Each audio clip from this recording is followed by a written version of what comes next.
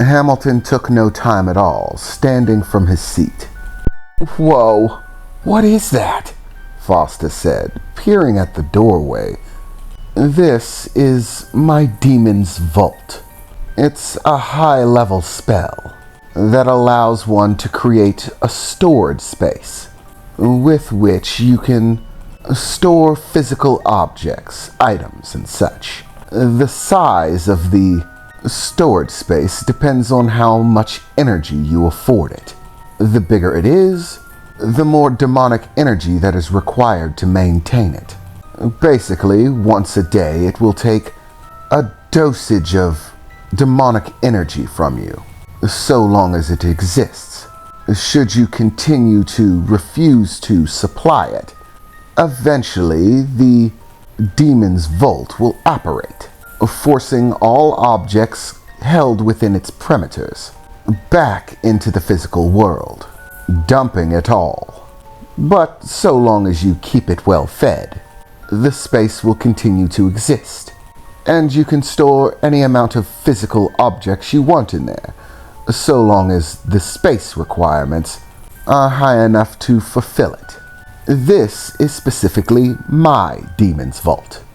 All demons' vaults are attuned to the individual. Only they can open them, summon them forward, and it is impossible to enter another's demon vault without expressed permission, allowance from the demon themselves.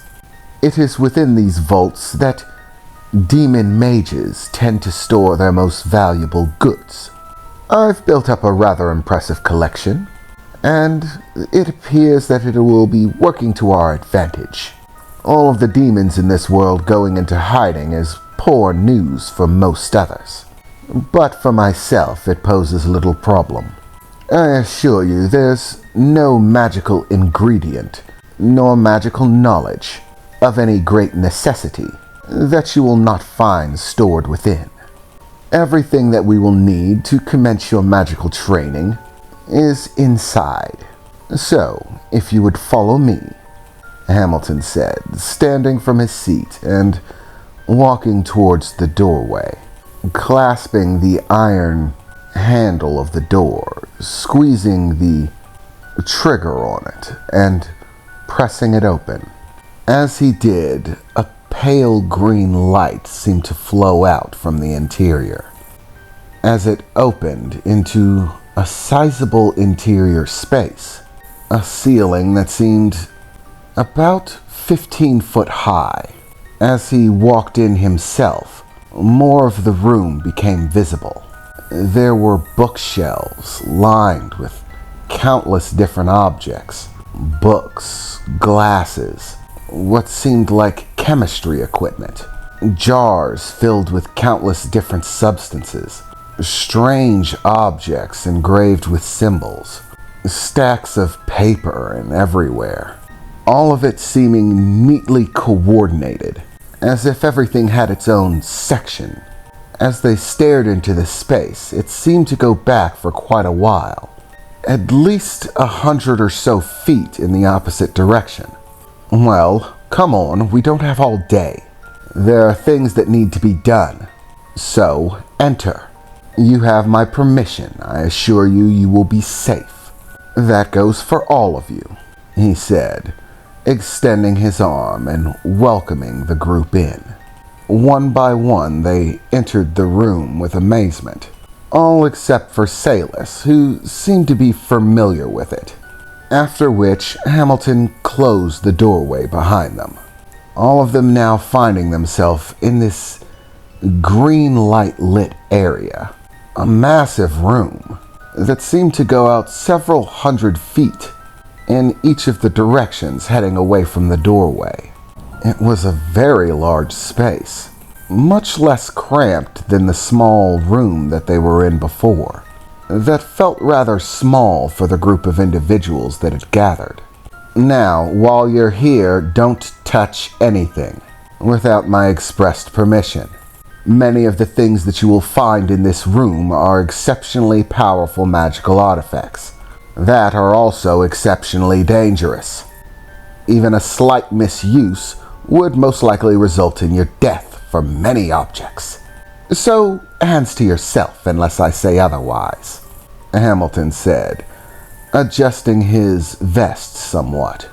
Now, we'll need to outfit the lot of you. Aside from Salus, the rest of you are, well, tragically underprepared and underpowered. Foster and Avalar are the only ones that really have any demonic power to speak of aside from Salus.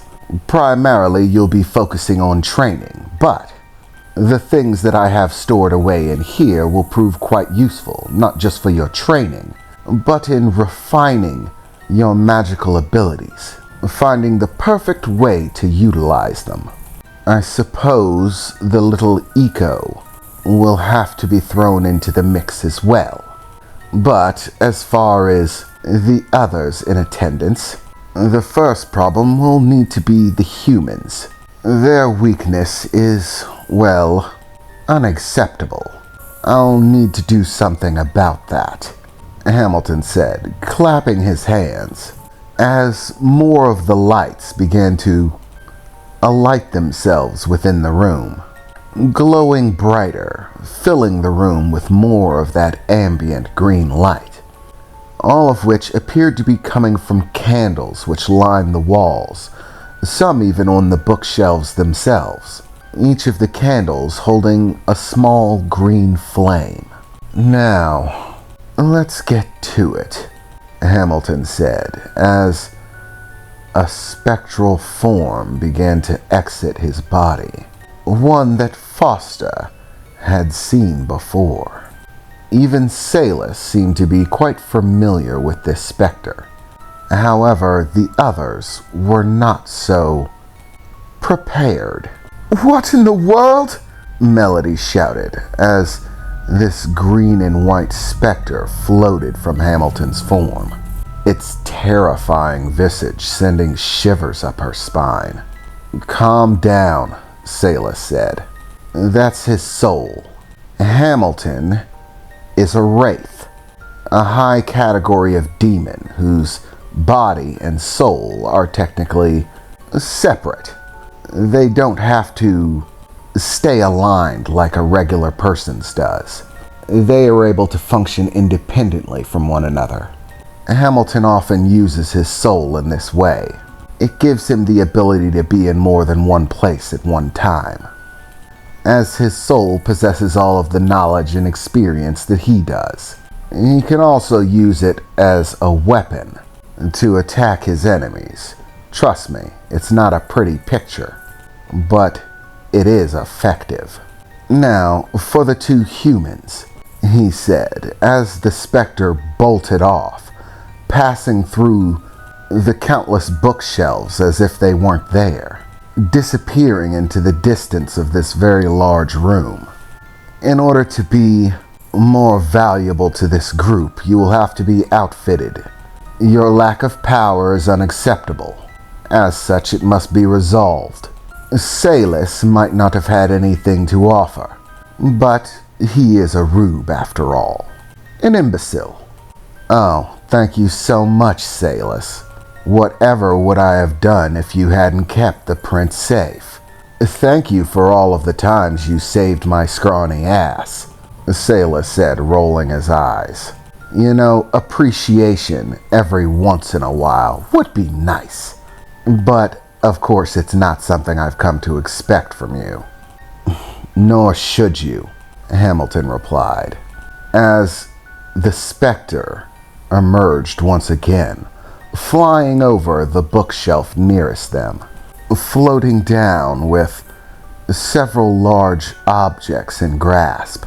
How it was able to hold physical objects is beyond them, but it carried them nonetheless.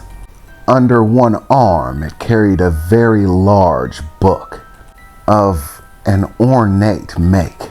The book was massive, a fine leather exterior engraved with what looked like gold filigree, and in its hand, the opposite side of the book, it carried a bag filled with an assortment of objects that they couldn't see but could hear clanking around inside.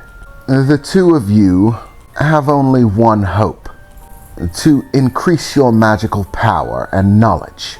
As such, my specter will begin your tutelage. In the bag, you will find an assortment of objects that will prove useful in empowering you as mages. And under its arm there, you will find the tome of one of the most legendary mages who has ever walked the earth, the value of which is beyond your comprehension, containing even his most secretive and powerful spells. I assure you, killing him was not an easy feat. Of all of the people that I've done in over the years, he was amongst the most powerful, even as a human being. He was nearly on par with me, but not quite good enough, Hamilton said, smiling over his shoulder at them. The spells and knowledge contained within that book should vastly improve your knowledge of magic and what you're capable of performing through knowledge. As far as your weakened magical states, there are enhancement objects in the bag, very unique and special ones.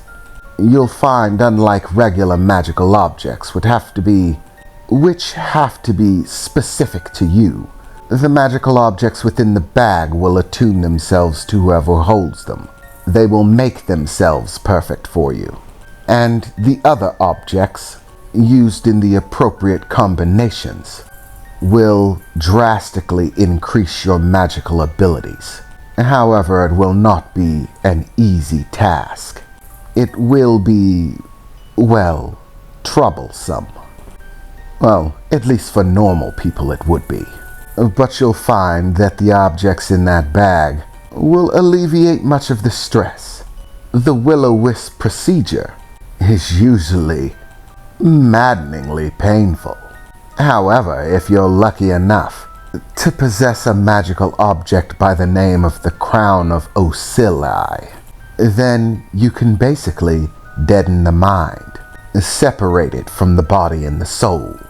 And thus the mind sits idly by, experiencing none of the pain or suffering that the body might go through during the process. They're exceptionally rare artifacts, the lot of them, and there's more still yet contained within. You two should feel fortunate that I am being so gracious to offer you access to what has taken me centuries to gather. A thank you is appropriate at this point in time. Yes, I suppose a thank you is in order, Vera replied. So, at what level of gratitude would you like me to pretend? Are we going for a full 10? Or do you want me to tone it down a bit and make it feel more believable? You already told us you'd kill us if it were up to you. Don't act as if we should be grateful that you're covering your own ass. As you said, our weakness is your weakness. Helping us is really just you helping yourself, making your own situation easier. You don't give the slightest crap about me or my daughter, so I have no intentions on groveling and saying thank you oh so much. Either help us or don't. The choice is yours, but there will be no groveling regardless of the situation, Vera said, crossing her arms and looking away from Hamilton in disgust. Just as I'd expect. Humans. So inconvenient. But you are smart, nevertheless. Go with my specter. He will provide you all you need. And as for you three, he said, turning to Foster, Rico, and Taleon, you three will come with me. I'm certain that Salus has most likely provided rudimentary magical knowledge about yourselves, but I am far more experienced and will perform a far more in-depth analysis that will help me fine-tune your training and what you should focus on. Salus, when it comes to his combat training, I will leave that in your capable hands. You're far better at brute force than I. Suit yourself, Suit. I'm gonna kick back a chair and relax. You do still have alcohol in this place, don't you? Salus asked, beginning to look towards the left side of the room. If you're referring to my wine collection, my exceptionally valuable wine collection, then yes, I still have alcohol. I would tell you to leave it alone, but I know that would be an effort in futility. I will just have to replace the bottles later. Good, we're in agreement, Salus said, as he began to walk off towards the left side of the room where he was looking before. Oh, you have wine? Foster said, looking at Salus as he walked away. Bring me some! A few bottles, please! Hamilton sighed. This is going to be a long day.